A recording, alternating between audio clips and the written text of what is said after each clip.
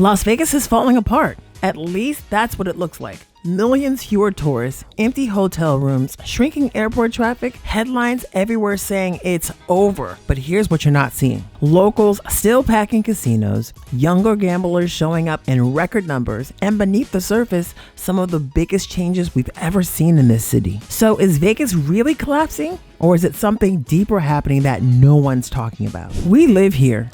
We love it here. And after everything we've seen this year, we've never felt this torn between what people say about Vegas and what's really going on. Okay, let's just pull back the curtain on what's frustrating tourists, why they're staying away, and what they might be walking right past. And hey, if you love Las Vegas or just want the real stories behind the headlines, tap that thumbs up and hit subscribe. We're almost at 250,000 subscribers, y'all, and every bit of support truly means the world to us, and we thank you. So what's really pushing people away from Las Vegas? It's not just the heat, or the crowds, or even the long casino walks. What we keep hearing over and over is this: it just doesn't feel like a good deal anymore. Let's start with your hotel. You see a great deal advertised, maybe $59 a night at a strip resort, but by the time you reach the checkout, it's suddenly over $140. And yes, a new federal disclosure law forces hotels to include all mandatory fees in the upfront price. That's a step in the right direction, but it's kind of like getting a restaurant bill that finally shows you the surprise fees. You still have to pay them. The fees haven't gone anywhere. Resort fees, which used to be $15 or $20 a night, have quietly ballooned to $45 or more at many Vegas hotels. Y'all, these fees are mandatory. You can't opt out, even if you never use what they claim to cover. Things like the pool, which might be closed half the year, or gym access, even if you never work out, or internet, even if you're already using your own hotspot, they're not optional, and they're definitely not cheap. Then comes the parking fees, which used to be free across the strip. Add on early check-in fees, late checkout fees, restaurant surcharge just for sitting down, and even bottled water. You see, at many strip resorts in 2025, especially luxury properties, minibar bottled waters can run $18 to $24, and that's before taxes, which can bring the total to over $26. And at that price, you could just fill a glass with your tears and call it hydration. Even off-strip hotels like Ellis Island and Tuscany, which used to be some of our favorite value picks, have quietly been raising their resort fees too. I mean, there are fewer and fewer places where you can just pay for the room, and that's it. And as locals, we hear it constantly. People who used to come here every year, sometimes twice a year, are skipping it now. They'll say Vegas just isn't fun when it feels like you're being charged for breathing. But here's the thing. Even after you paid all those fees, the experience itself doesn't always deliver.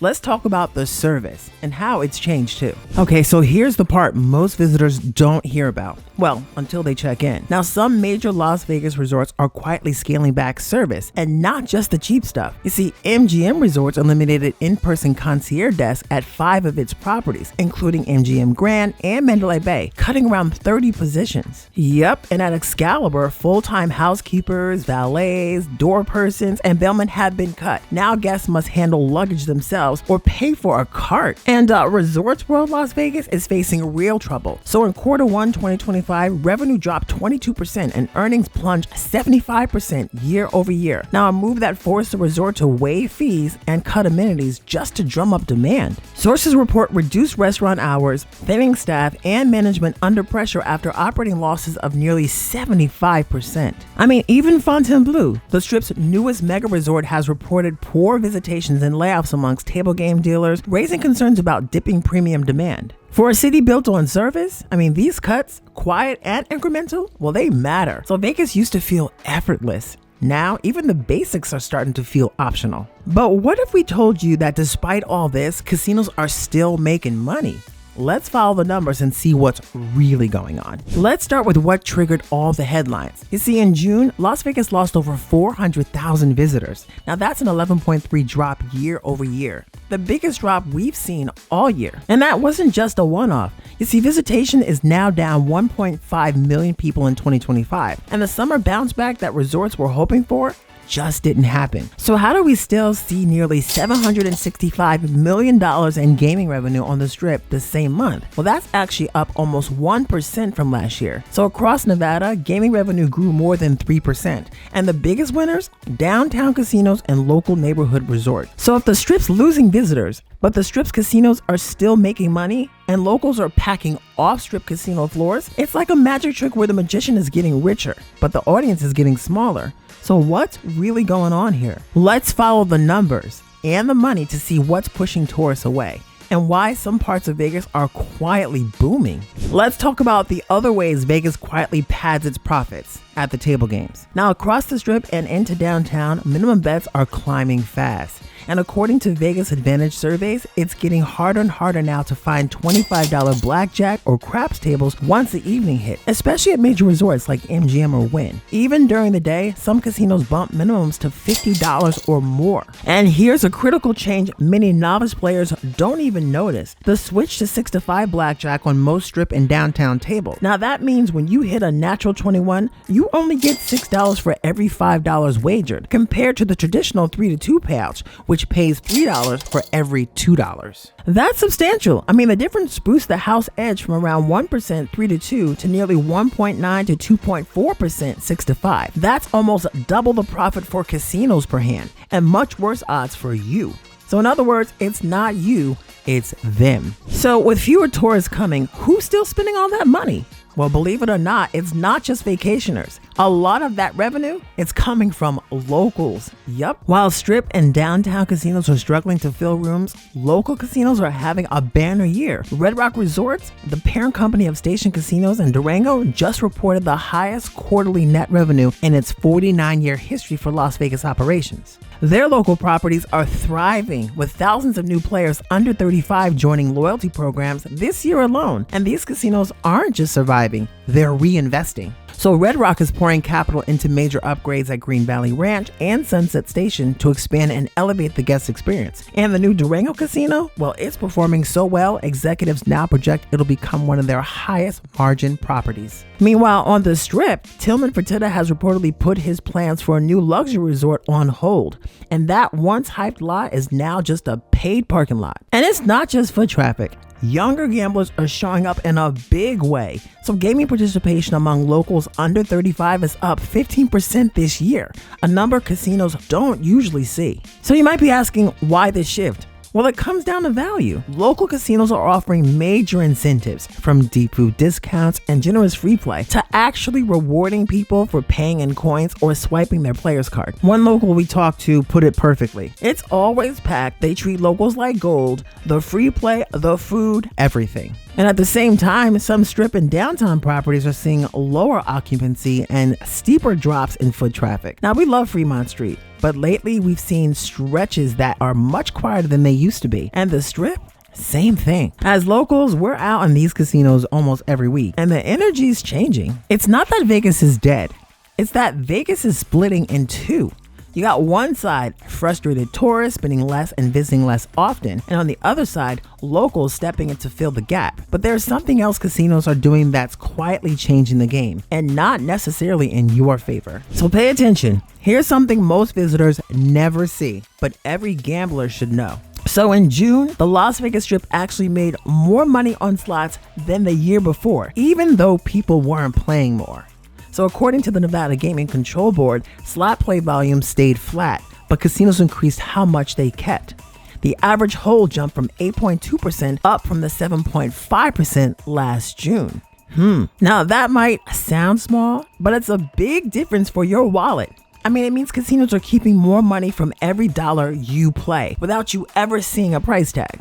And it's not just the Strip. Right now, downtown Las Vegas actually has the highest slot hold in all of Nevada, even higher than the Strip. Meanwhile, local and off-Strip casinos, the ones catering mostly to residents, still have lower hold percentages overall. And that might explain why so many locals are choosing to play closer to home. Vegas has always evolved with the times, but the shift happening now might be the biggest yet. So millennials now make up almost half of all visitors to Las Vegas, and Gen Z already more than 1 in 10. So that means over 60% of all Vegas visitors today are under 45. But they don't gamble the same way. So Gen Z spends about $575 gambling during their Vegas trip compared to $768 for millennials and over $870 for Gen X. But they spend more on food, entertainment, and experiences. And casinos know this. That's why you're seeing more games that feel social, digital, or fast-paced. So think video roulette stadiums, multiplayer games, flashy bar top screens, and even skill-based slots. So many newer casinos like Circa and Resorts World, and even newly renovated casinos like El Cortez, well, they're designing entire areas around this crowd with hybrid lounges, influencer-friendly lighting, and some with even mobile-first betting. I mean, for younger gamblers, Vegas isn't just about winning. It's about the vibe, the experience, and what they can post about later. Okay, hold up. I got a quick question for you. Have you noticed these changes when you visited lately? Are the crowds younger? Are the games different? Drop us a comment below. We love to hear how it felt for you. Oh, and real quick, if you love finding real local Las Vegas food spots that won't wreck your budget, well, we just put together the 2025 edition of our free guide, Turn It Up World's 50 Best Cheap and Value Restaurants in Las Vegas. Now, these are spots we actually eat at, from breakfast joints to hidden gems. Just sign up for our newsletter using the link in the description, and it's yours. Totally free. Yep, so let's talk about how modern tech and design trends are changing how people gamble in Vegas, often without even realizing it. So you got the cashless gaming, that's expanding fast. So Acres Manufacturing just announced that they'll install over 1,000 cashless 2-chip systems at casinos nationwide in 2025, including several Las Vegas operators. Now, these systems let players fund or cash out table and slot games using their phone or app. You see, studies have consistently shown that when you're not handling real cash, well, you spend more, and it feels less. And that's exactly what casinos want. And operators know this. And some of these changes aren't just digital, they're architectural. So newer casino floors have fewer machines overall, but more high-tech and high-margin games. So slot manufacturers and designers report arranging top-performing games more prominently to boost revenue. So if you're watching this and wondering, is Vegas still a good place to visit and gamble? Well, that's the million-dollar question.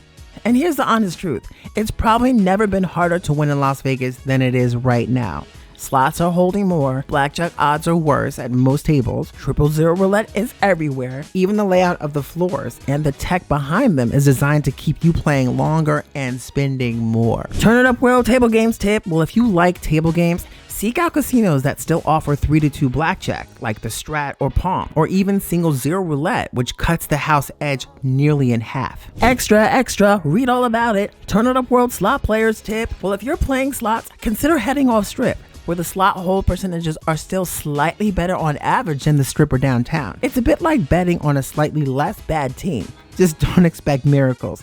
Even those numbers have been climbing. And no matter what you're playing, set a budget. Stick to it and know the rules. The house always has the edge, but your decision can still shape the outcome. Vegas isn't the same as it was 5 years ago. And honestly, that's the point. It's always evolving, but if you understand the game behind the game, well, you still got a shot. So here's where things get real. Now, if you felt like Vegas doesn't feel the same lately, well, you're not alone, and the numbers prove it. Hotel occupancy on the Strip dropped to just 67% in July, one of the lowest levels we've seen in years. And international visitation down 13% in June alone. And the biggest drop, Canadian tourists, down over 60% on one major airline. Whew. And the headlines are piling on. Tourists shun Sin City over ridiculous prices. Where did all the tippers go? And is Las Vegas in trouble? All have trended recently, along with viral posts about $33 coffees and $50 minibar fees. I mean, we've seen it too. Resort fees, inflated menus, and those little convenience charges on your bill. They all add up. But here's the twist. Vegas is not done. It's shifting, and some properties are quietly adjusting. So the Sahara offered a no resort fee special through October, saving guests nearly $55 per night. And yes, self-parking is still free there. Now, Downtown Grand rolled out an all-inclusive gambler's retreat with $40 in free play, $25 in dining credit, and no resort fee, starting at just $99 a night. You got Circa, and they're running a Circa all-in package that includes 2-night stay, $75 in dining credit, early check-in, and late checkout, bundled together with no resort fee surprises. And Resorts World Las Vegas, well, they went even further, announcing they're waiving all resort fees through September 11, 2025. That's a $50+ per night saving. Plus, they've already eliminated parking fees too. I mean, Vegas doesn't stand still. It never has. And right now, it's in the middle of something bigger. Behind the lights, the shows, and the jackpots, the city is wrestling with change. Now, prices and extra fees have pushed people away. The perks aren't what they used to be, and some of the magic feels harder to find. But if you look closer, if you know where to go, what to skip, and how to play it smart, the spark is still there. It's in the places that still welcomes you with a smile, the surprise wins, the locals that still love their city. And maybe, just maybe, this version of Vegas might be the most honest one yet. We really love to know what you think. Is Vegas changing for the better, or does it feel like it's slipping away? Let us know in the comments. And if you've got a favorite tip or hidden gem, we're always on the lookout. So definitely share it below.